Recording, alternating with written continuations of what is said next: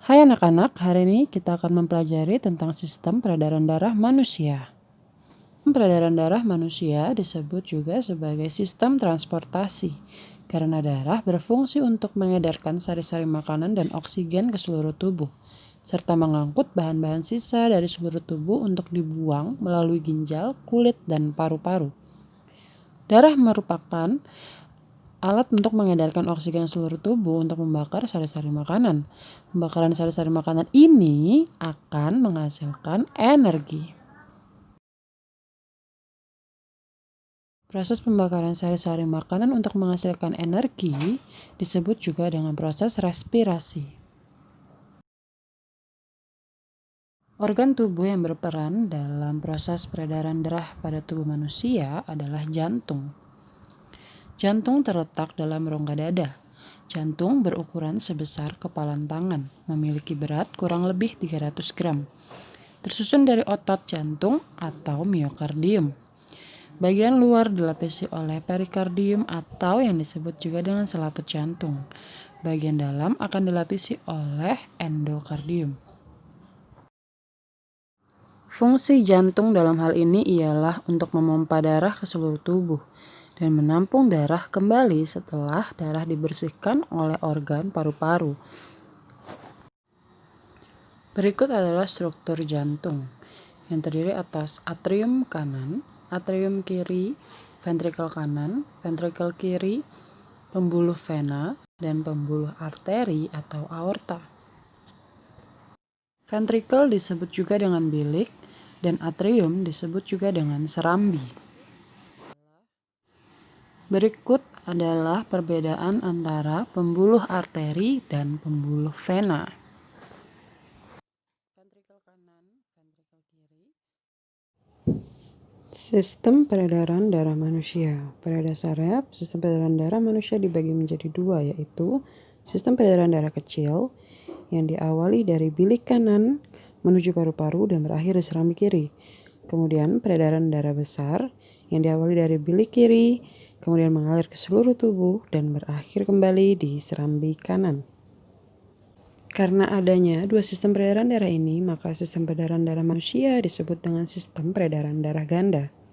Sekarang coba perhatikan urutan peredaran darah besar dan kecil.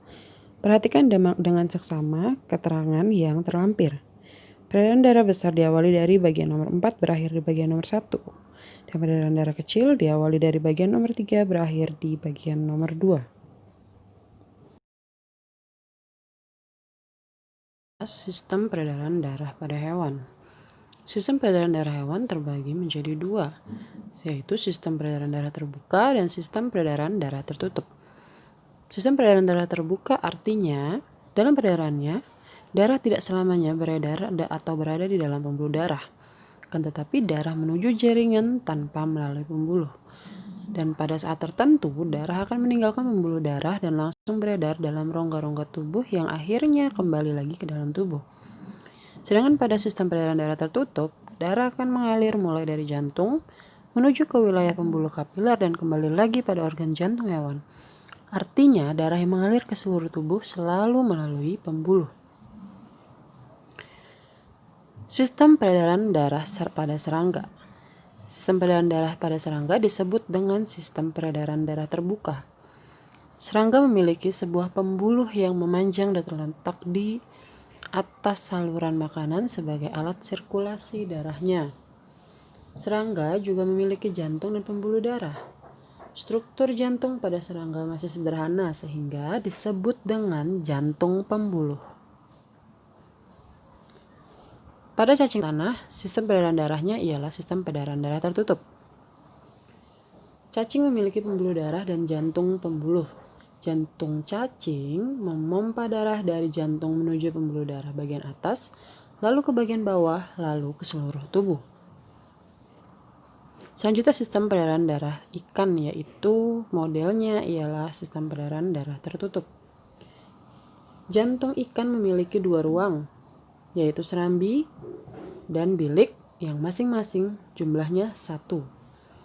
Bilik memompa darah ke arah insang untuk mengambil oksigen, lalu diedarkan ke seluruh tubuh. Sedangkan serambi kemudian menerima CO2 atau karbon dioksida dari seluruh tubuh.